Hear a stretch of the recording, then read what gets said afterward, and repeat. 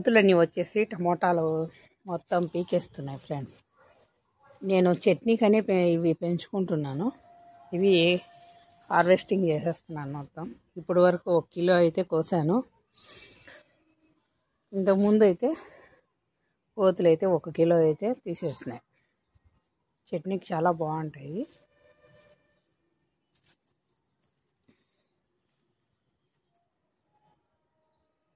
గుత్తులు గుత్తులుగా చాలా బాగా కాస్తున్నాయి టమోటాలు.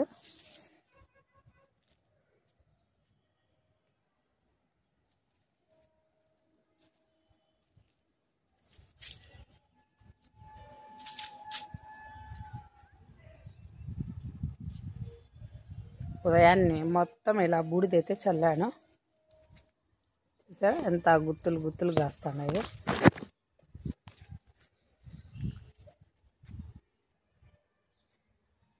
సిమెంట్ లేని మడుల్లో కూడా నేను పెట్టాను టమాటాలు. చూసారా ఎంత గుత్తులు గుత్తులు కాస్తున్నాయి.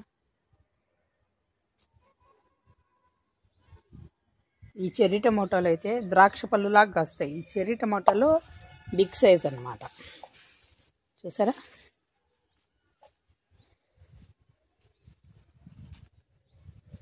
ఇక్కడ ఒక 2 ఆడి కోతులు పీకేయంగా ఇవి.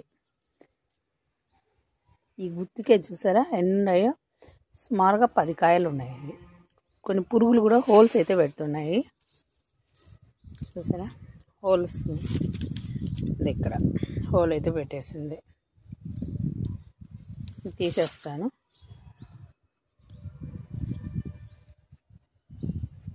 వీటి కొమ్మలు కూడా మనం బాగా పెంచుకోవచ్చు. ఇదండి ఇది కొమ్మ.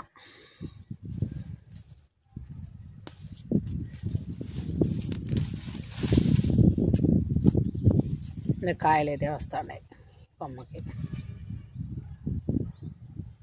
చాలా బాగా వస్తున్నాయండి. ఇదొక వెరైటీ.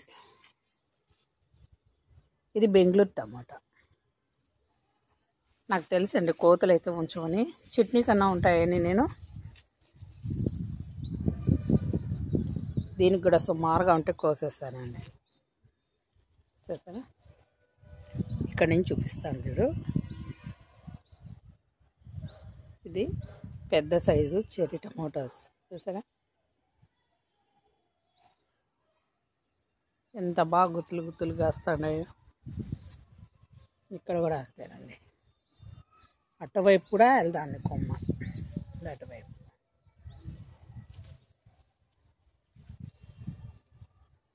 కోతులు అస్సలు ఉంచవండి. సరే అది ఇక్కడ గుత్తి ఇట్లా సైడు మళ్ళీ కాస్తాండి. బాగా కాస్తున్నాయండి టమాటాలు.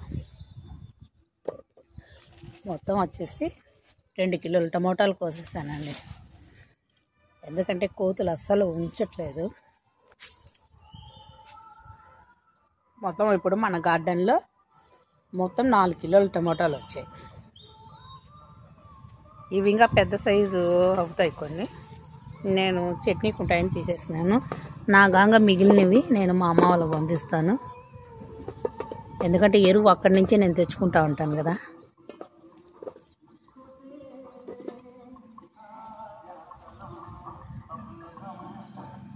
పచ్చిమిర్చి అయితే చూపిస్తాను. నేను ఇంట్లోనే నార్లు పోసుకొని పెట్టుకుంటా ఉంటాను. మొత్తం బూడిద చల్లేసాను ఫ్రెండ్స్. ఈ మంచుకి పురుగు అనేది ఎక్కువ వస్తుంది అన్నమాట. మీకు కాయలు కనరావాలంటే కొంచెం ఆకులు గిల్లాలి. చూసారా ఇవి పొడవు మిర్చి, చాలా పొడవుగా గుత్తులు గుత్తులు కాస్తాయి. ఇవైతే మీరు బాగా పెంచుకోండి. లోపల కూడా ఉన్నాయి. సరే ఇట్లా కదిలించి మొత్తం బూడిదంతా పడిపోతూ ఉంది.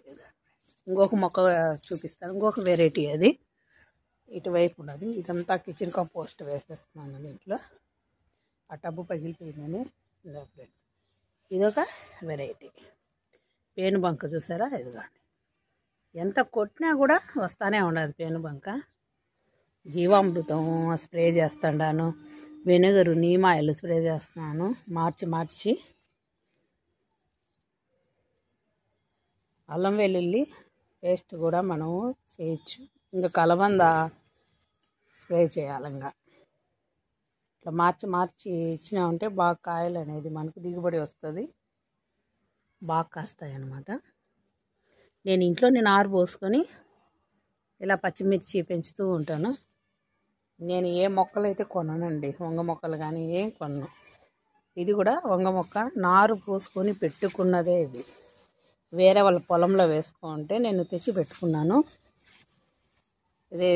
ఇది జూన్కి 3 సంవత్సరాలు పూర్తయిపోయి 4వ సంవత్సరం వస్తుంది అన్నమాట. పిందులు ఉన్నవి, కోతులు పీకేసినాయి. చూసారా, కోతులు పీకేసినాయి. కొడాలు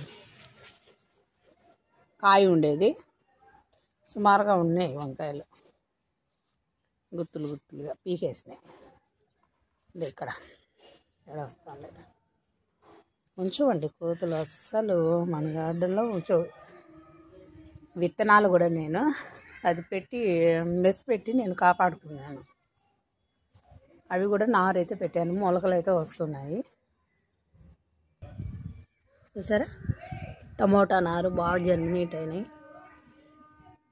ఇలాగే నేను నార్లు పోసుకొని పెట్టుకుంటానండి, అసలు కొనను. చాలా బాగా వస్తాయి ఏవైనా.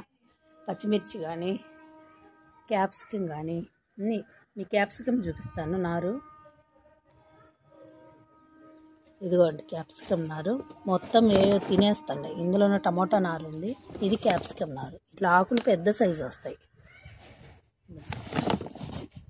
ఆడికి కొన్ని తినేసినాయి చూసారా, ఇది మొదలు ఇలా పెట్టేసినాయి, తలకాయలన్నీ తినేసినాయి. పిట్టలన్నా తినింటాయి, అంటే పురుగులన్నా తినింటాయి. మొత్తం క్యాప్సికమ్ మొత్తం నారంతా తినేసినాయి. చూసారా, 2-3 మొలకలు ఉన్నాయి అంతే. టమోటా నారు కూడా తింటున్నాయి.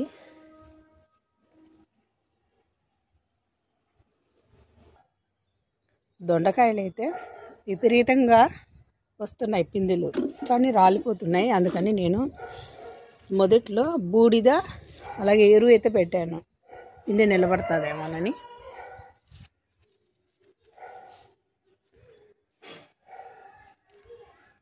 ఇదండి అట్లా సైడ్ కూడా పోతా పిందె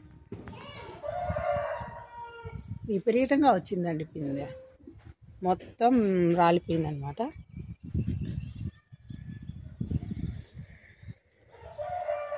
ఇట్లా ఫ్లవరింగ్ వచ్చి మనకు కాయ అనేది నిలబడుతుంది. దీనికి కూడా పేనుబంక విపరీతంగా ఉంటే నేను వెనిగరు, నీమాయిలు అలాగే గోమూత్రము, పుల్లటి మజ్జిగ స్ప్రే చేశాను. పుల్లటి మజ్జిగ స్ప్రే చేసే లోపల కొంచెం నిలబడతా ఉంది. పుల్లటి మజ్జిగ స్ప్రే చేసాను. అలాగే మొక్క మొదట్లో కూడా మనం ఇవ్వాలన్నమాట, అప్పుడే మనకు దొండపాదు అనేది బాగా వస్తుంది. చూద్దామండి.